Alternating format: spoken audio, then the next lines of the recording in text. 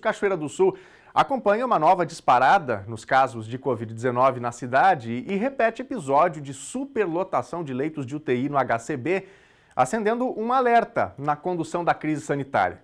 Com isso, o prefeito José Otávio Germano decidiu não adotar novas flexibilizações autorizadas pelo Estado a partir da adoção do novo sistema de distanciamento. Nós vamos agora conversar com Thelma Tomás, que está na redação do NT Sul e traz mais detalhes para a gente. Thelma, primeiramente, boa tarde. E eu já começo aqui indagando você sobre o seguinte: no fim de semana teve nota do HCB, como a gente citou aqui, sobre o aumento de casos, tem aí um número maior de internação nas UTIs, tanto a UTI específica para Covid quanto a UTI normal, vamos dizer assim, e também a Secretaria de Saúde se manifestando, dizendo que não sabe os motivos exatos por que os casos estão aumentando tanto assim. O que você pode nos dizer? Mais uma vez, boa tarde.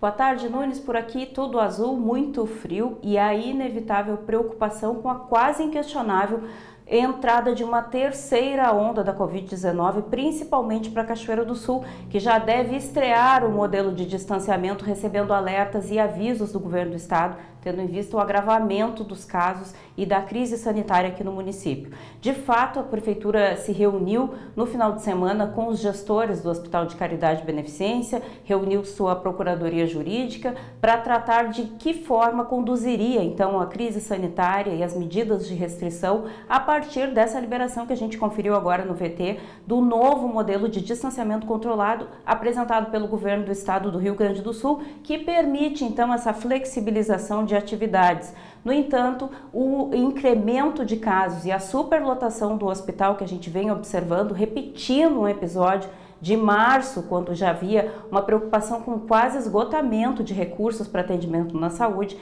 se optou, então, o governo aqui de Cachoeira do Sul, a prefeitura, optou por não adotar flexibilizações, uma vez que já estamos frente a essa nova realidade de esgotamento, mais uma vez, da capacidade de atendimento do hospital. Conversei hoje pela manhã com o superintendente do HCB, Luciano Morschel, que de imediato disse que de fato não há mais uma perspectiva de atendimento para casos dentro do hospital.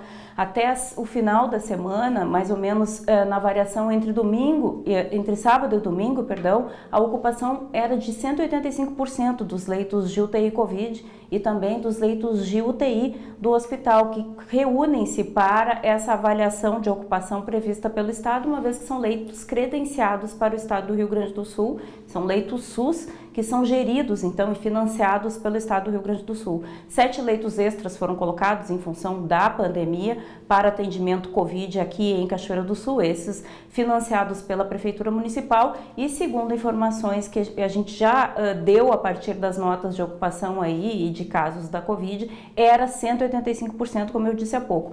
As informações que eu obtive com o superintendente dão conta que agora a ocupação é de 122%. No sábado eram 37 leitos ocupados em UTI, hoje 7 a menos em função de óbitos e altas. Mas este número é muito variável, né, Daniel? Não há que se confirmar que até o final da tarde não teremos novamente indicadores que passem os 122%. A preocupação na instituição de saúde aqui de Cachoeira, enfatizada pelo superintendente hoje em conversa comigo pela manhã, falamos por telefone, é que a comunidade precisa estar atenta não apenas aos números do hospital, mas especialmente a esse incremento absurdo de casos que nós temos observado, que ultrapassam uma média de 100 registros diários. É importante que se lembre, né, que há pouco tempo que a Secretaria de Saúde finalmente trouxe a informação necessária sobre de onde viriam esses números, incluiriam então, portanto, os testes rápidos, que a gente não tinha essa informação e, portanto, não havia passado para os telespectadores, mas esse mutirão de testes rápidos trouxe um novo raio-x da situação em Cachoeira, né? E, portanto, algumas estratégias precisam ser adotadas e já começaram a ser discutidas no gabinete da Prefeitura, entre o prefeito José Otávio Germano, gestores da saúde, a própria saúde do Estado e a gestão do HCB. Pois é, Thelma, inclusive, quando você destaca essa questão do incremento do número de casos, acho que é importante a gente destacar aqui para o nosso telespectador, para o senhor, para a senhora que está em casa nos acompanhando agora, que naquela onda mais alta, né, na chamada segunda onda, a gente viu o que aconteceu, né? Os casos, eles explodiram e você tem ali um gap, ou seja, um tempinho entre a notificação desses casos e o impacto, né, dos casos no hospital, devido ao tempo de desenvolvimento da doença. E essa eu acredito ser uma grande preocupação do momento, porque a gente tem na última semana aí esse volumoso número de casos, ou seja, uma possibilidade de que à medida que o tempo vai avançando, a doença vá evoluindo também, haja aí um número maior de casos chegando ao hospital e necessitando de internação, né? Então, a gente torce, né, e apela aí para a nossa comunidade que as pessoas redobrem os cuidados, aquilo que a gente tem de possibilidade, né, para conter o avanço da doença, para que isso, enfim, possa, a gente, quem sabe, minimize aí a chamada terceira onda, né, Thelma? Sim, e veja bem, agora a gente deve manter os mesmos protocolos que estão sendo adotados desde as últimas mudanças da bandeira preta para a vermelha, que não houve maiores flexibilizações, como é o caso que o Estado liberou música ao vivo, quadras de futebol, cinema, casas de festas, eventos maiores, exceto os happy hours. Em Cachoeira tudo isso segue vedado. E ainda assim, a gente está observando essa mudança. O que a gestão da saúde aqui em Cachoeira tem observado? Um crescimento fora do comum dos casos. E diante disso, foi encaminhada uma solicitação à Fundação Oswaldo Cruz para que avalie, a partir dos testes, dos diagnósticos que são feitos aqui de Covid-19, se nós não estamos frente a uma variante da Covid-19. E essa seria uma das explicações para esse boom de casos, esse aumento de casos.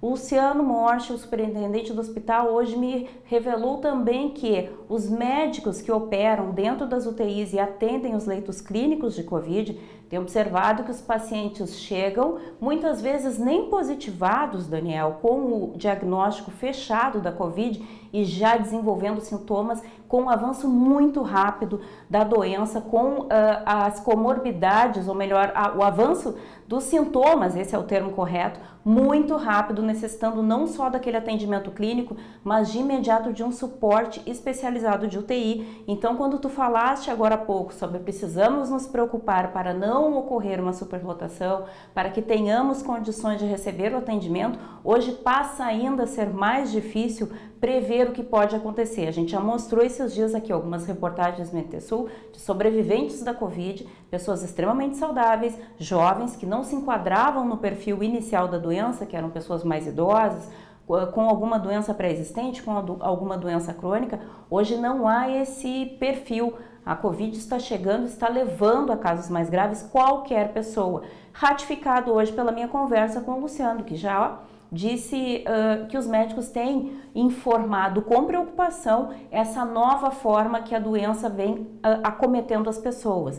Então, o paciente chega lá com um sintoma muito simples, ainda sem o diagnóstico da Covid, e em pouco tempo evolui para uma necessidade de internação em UTI, um suporte ventilatório. O hospital tem só 34 respiradores, é importante a gente sempre lembrar isso. Nós somos uma comunidade de mais de 80 mil pessoas. Se pelo menos 100 pessoas adoecerem, ou até menos, 50 precisarem desse suporte ventilatório de atendimento em UTI, a gente sabe que isso não vai ser possível aqui no HCB, que já trabalha inclusive junto ao governo do estado na tentativa de transferir pacientes para outros municípios, porque já prevê um esgotamento para os próximos dias no atendimento a esses pacientes mais graves. Thelma, e ainda um último detalhe, né? Isso não é querer ficar assustando a comunidade, mas é o que se verifica na prática, né? O fato de ter o leito disponível, de ter um respirador, que não é só o respirador que demanda para o tratamento de casos mais graves, não é certeza de que a pessoa vá se recuperar. Infelizmente, aí a gente tem um percentual de pessoas que, quando demanda, né, a intubação, enfim, tem dificuldades graves e um número de mortes. Então, esse alerta acho que é importante fazer, porque muitas pessoas se escoram nesse argumento, mas tem o leito livre, tem o respirador, então está tudo certo. Não, não está tudo certo, porque a gente vai impactar em casos de mortes, em famílias que vão sofrer com isso, né? Thelma, uma última pergunta para a gente fechar aqui o nosso bate-papo. Em alguns momentos foi ventilado pela Secretaria de Saúde, não sei se você tem informação sobre isso, sobre o atendimento da UPA, né, de daqui a pouco cancelar a triagem, fazer isso apenas nas unidades de saúde, nos postos de saúde. Por enquanto segue tudo mantido, com esse aumento de casos, a UPA segue fazendo a triagem normalmente, né? Essa estratégia segue mantida, Daniel, e especialmente porque com a descentralização dos postos, com esse atendimento prévio nos postos de saúde, que não acontecia antes, para casos menos graves, a pessoa que tem algum sintoma que se assemelha a um resfriado, se assemelha a alguma condição mais simples da doença, embora tudo que a gente já falou agora sobre não ter mais um perfil de quando a doença já está em evolução ou não, ela passa por essa unidade de saúde próxima à sua casa, onde normalmente as pessoas já têm um histórico de atendimento que facilita, né, pelos prontuários, alguns sintomas e algumas doenças que podem ser associadas a esses novos sintomas que chegam, porque agora a gente fica com medo, qualquer espirro, qualquer falta de ar pode ser Covid, e não é por menos nessa preocupação, passa pela unidade de saúde. A partir dali, os profissionais têm condições de avaliar se é um caso para encaminhar para a UPA. Essa estratégia segue, porque essa estratégia vem funcionando. A preocupação hoje maior é realmente com os cuidados básicos, que a gente fala há muito tempo, e como tu mesmo disseste, a ideia não é causar pânico, não é fazer sensacionalismo, é uma realidade que nós precisamos estar atentos pelo nosso bem, pelo bem das pessoas com quem convivemos, aqueles que amamos. Não custa ter um pouco mais de cuidado por mais um tempo, a gente já tem vacina aí, as coisas estão caminhando devagar, mas estão caminhando. Essa falta de cuidado e a variação da infecção, essa mutação do vírus é que pode fazer com que nós não consigamos sair disso tão cedo. E essa situação só acontece se mantivermos os hábitos de aglomeração, de festas, de convívio. Não tem essa explicação de eu vou só ali rapidinho dar uma olhada no fulano. Não há momento, não é o momento para isso, não há justificativa para esse tipo de ação. Pega o telefone e liga para o fulano, vai ter a informação da situação dele da mesma maneira, não precisa conviver. A gente vê a fiscalização exaurida aí e até agora ainda encontrando festa, baile, reunião em boate, reunião clandestina, reunião em bares e clubes.